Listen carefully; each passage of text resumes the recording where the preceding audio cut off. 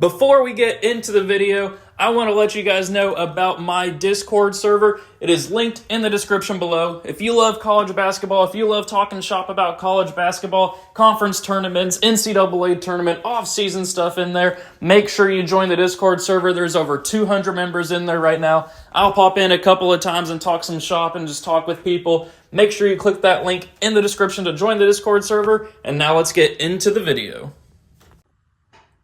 Sup guys, it's Alex here, and before we get into the video, I want to give a shout out to Gabe Fife 951.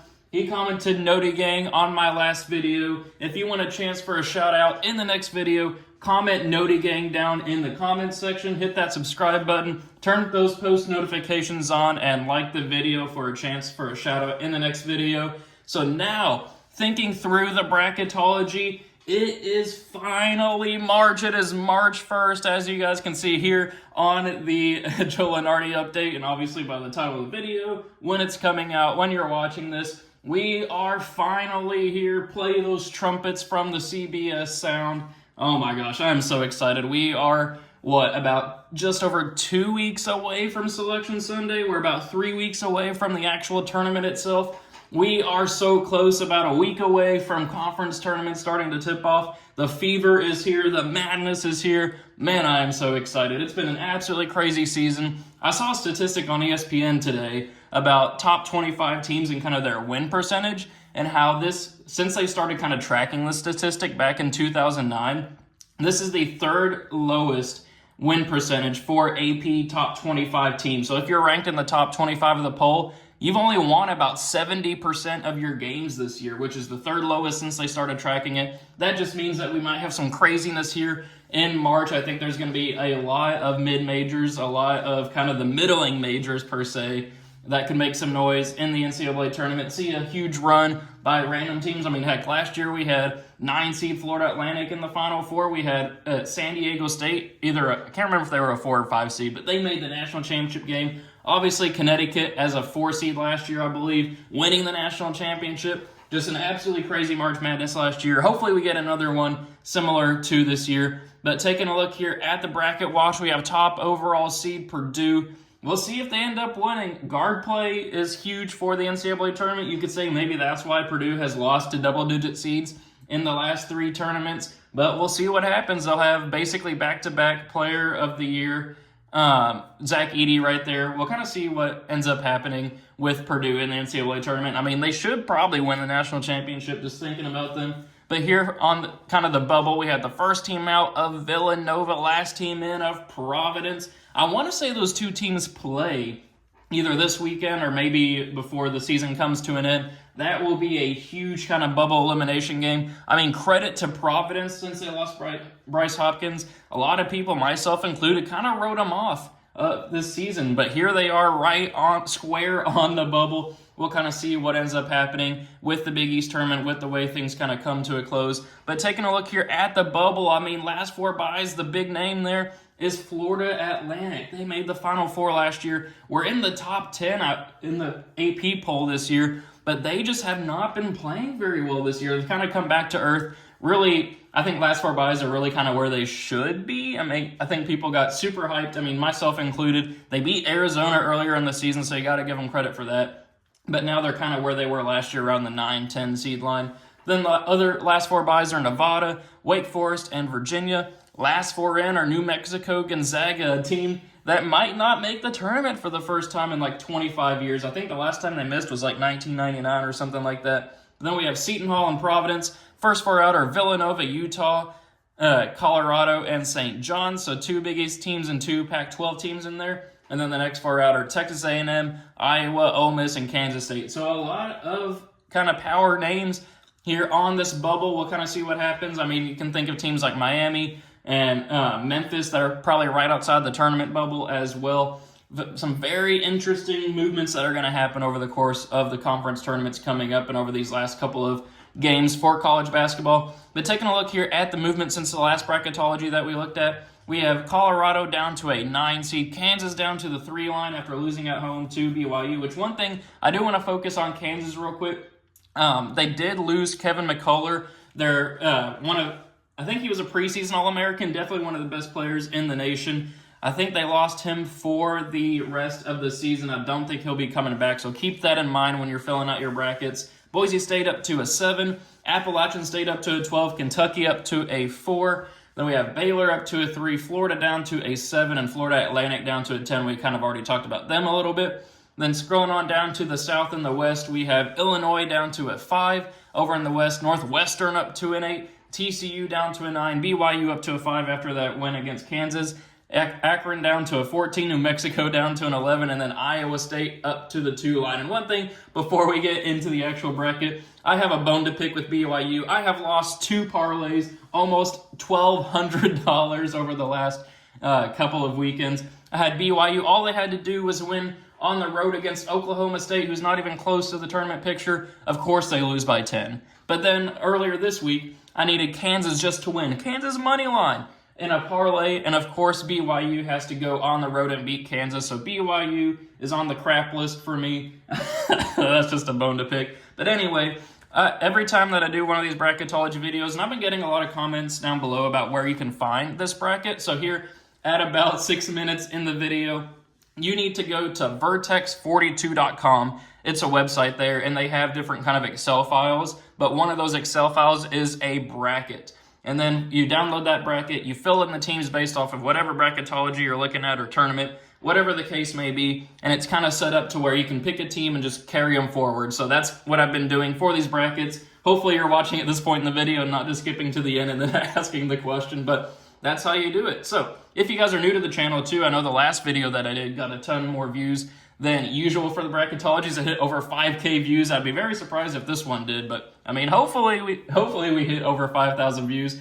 But every bracketology that I do here, I give my thoughts and predictions for how I think the tournament's going to go. I fill out the tournament bracket just based off of these bracketing principles. I think that's what kind of separates my channel from the rest. It's always fun to do that, kind of get you guys in the mindset for the NCAA tournament. I know I picked Nebraska to beat Kansas in the last bracketology, and a lot of people were upset with that pick. But I mean, look what happened to Kansas over the last week or so. I say that, and then Nebraska obviously lost last night, but you guys get the gist. There's always going to be upsets in the tournament. So let's go ahead and kick it off here. Of course, for these bracketologies, we'll go region by region, but then for the actual NCAA tournament, we'll go round by round. So kicking it off, we'll have Purdue beating the winner of Eastern Kentucky and Norfolk State. Then you guys know I am out on Oklahoma, fully out on Oklahoma. I've been out all season. Back when they were a 2 seed at one point, back when they were a top 10 team in the AP poll, now they're down to the 8 line. I will not be picking them to win in the NCAA tournament.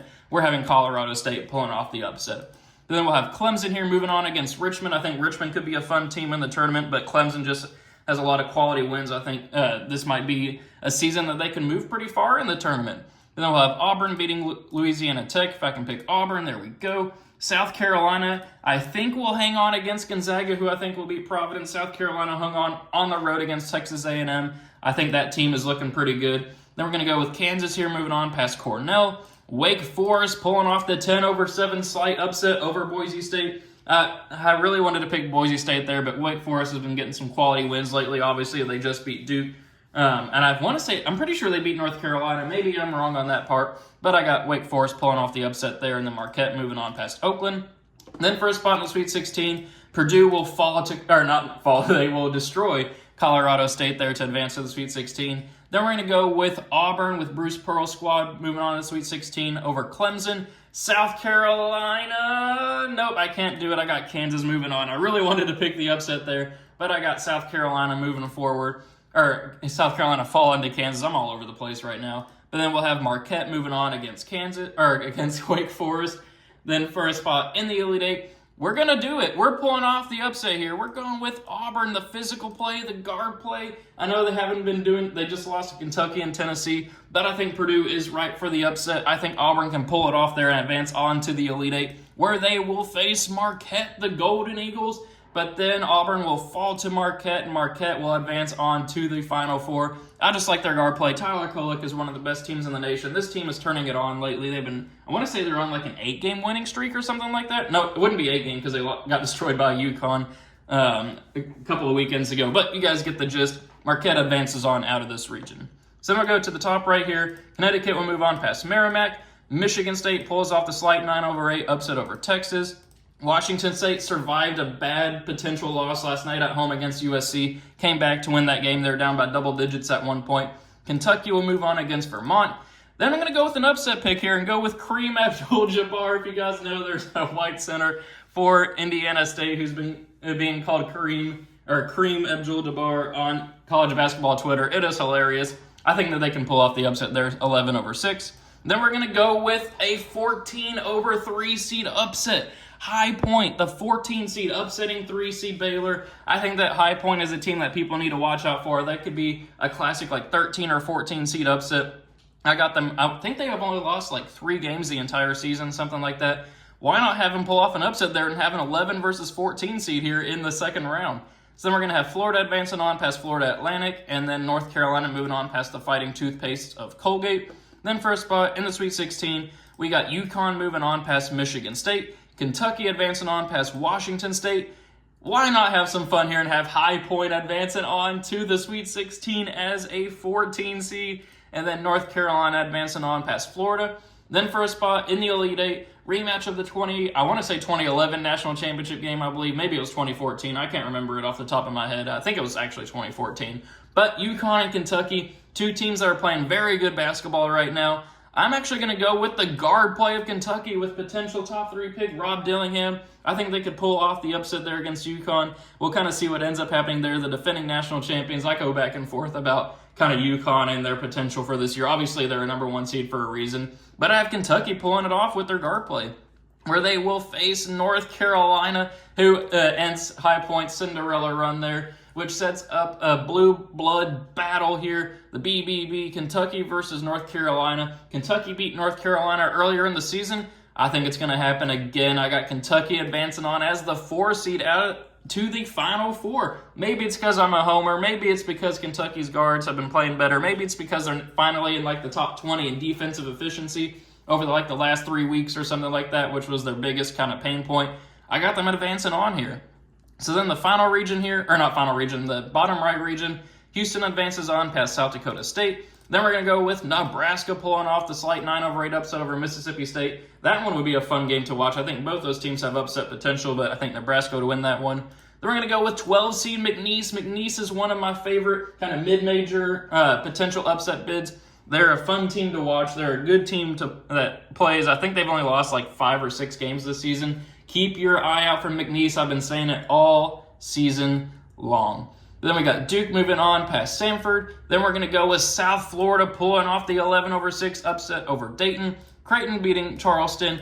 Texas Tech falling to Nevada. I think Nevada can pull off the 10/7 upset there. And then Tennessee advancing on past Fairfield. Then for a spot in the Sweet 16, we got Houston moving on past Nebraska. Duke putting an end to McNeese's hopes for a tournament run there. Then we're going to go with Creighton moving on past South Florida and Tennessee moving on past Nevada. So a little bit of chalk here in this region, which sets up an Elite Eight matchup. Houston, I do think, will beat Duke there, where they will face Tennessee. The Volunteers moving on past Creighton. That would be a fun game to watch, Creighton versus Tennessee. But then for a spot in the Final Four, I do think I'm going to go with Houston moving on, representing the 1 seeds here in the Final Four and beating Tennessee. I think that team is scary. They're experienced. Kelvin Sampson has been leading that squad to the Elite Eight or better, I think, over the last 3 seasons. We got them advancing on to the Final Four here. So then we'll go over here to the bottom left region, the last region. Arizona moving on past the winner of Little Rock and Grambling. Northwestern, I do think, would beat TCU in a battle of the purple teams. Speaking of purple teams, we got Grand Canyon pulling off the 12/5 upset Bryce Drew squad. Fantastic offense. I think they could pull off the upset there against BYU, who sometimes doesn't decide to show up. Then we got San Diego State moving on past UC Irvine. Wisconsin barely hanging on against New Mexico and Seton Hall. I don't like Wisconsin this year. Kind of same thing with Oklahoma. But in that matchup there, I think you got to go with them. Then we're going to go with Alabama moving on past Akron. Utah State beating Virginia. I just can't support Virginia at this point with their terrible offense. Couldn't even score 50 points in 3 straight games. Then we're going to go with Iowa State advancing on past Eastern Washington. Then for a spot in the Sweet 16, we are going to go with an upset pick. 8 seed Northwestern, upsetting number 1 seed Arizona. Arizona just feels like a team that could fall to anybody this year. I mean, they've had some questionable losses. They were down against Arizona State earlier this week, but ended up getting the victory there, but not the performance that people were expecting. Northwestern has proven that they can beat a 1 seed. They beat Purdue. I'm pretty sure they beat Purdue earlier in the season. Maybe I'm thinking wrong. Pretty sure they did, but I think that they can pull off the upset there. Then we're going to go with San Diego State moving on past Grand Canyon, Alabama advancing on past Wisconsin, and then Iowa State moving on past Utah State. Then for a spot in the Elite Eight, Northwestern versus San Diego State. I think the experience of San Diego State will move them on to the Elite Eight here, beating Northwestern, advancing on, where they will face Alabama, Nate Oates' squad. I think that they can make some noise here, make a run to the Elite Eight, which sets up a fun matchup of San Diego State versus Alabama here in, I want to say these two teams actually played last year. I'm pretty sure they did in the Sweet 16 maybe. Maybe it was Creighton that beat Alabama. I can't remember off the top of my head. But San Diego State made it to the national championship game, obviously, last year. I think they make a run back to the Final Four here. San Diego State advancing on to the Final Four. So look at this Final Four. We have a 1 seed in Houston. We have a 2 seed in Marquette. And then 2 4 seeds in Kentucky and San Diego State. So for a spot in the national championship, we are going to have Marquette advancing on past San Diego State. Houston beating Kentucky. As much as I want to pick my Kentucky Wildcats, I don't think they would win that matchup there, which sets up a fun matchup of Marquette versus Houston for the national championship. I think this is the year they break through. I got Houston returning to glory and winning the national championship. So thank you guys for watching. Really hope you enjoyed it. Let me know what you think of my predictions in the comment section below. Let me know your own thoughts and predictions for how the tournament will go. Always fun to kind of read through those. Be sure to like the video. Be sure to join Note Gang and comment that below. Thank you guys for watching. It is March, and I will see you all later.